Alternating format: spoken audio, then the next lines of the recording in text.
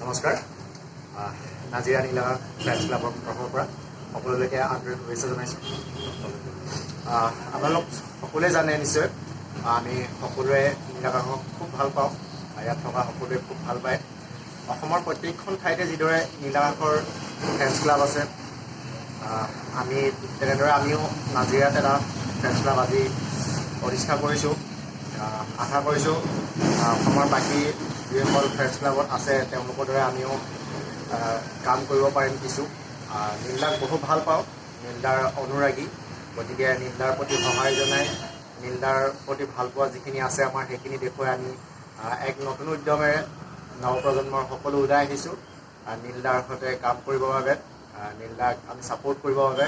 Already নীলদা সকলোৱে support কৰে, বহুত জনপ্ৰিয়, হ'লেও কিছু পৰিমাণে আমি অকণমান উৎসাহ জনাব পাৰিম আশা কৰিছোঁ।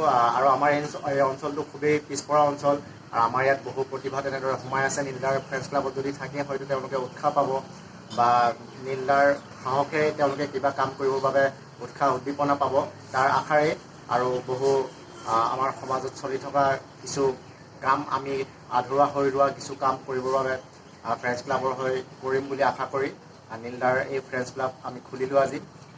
আকৌ পুনৰবাৰ সকলোলৈকে নীলাগাঙৰ এই ফ্ৰেণ্ডছ ক্লাবৰ পৰা শুভেচ্ছা জনাই নমস্কাৰ।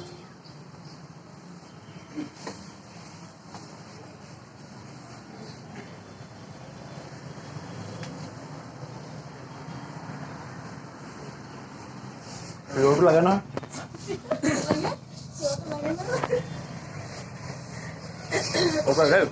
দিয়া কিহৰ আকৌ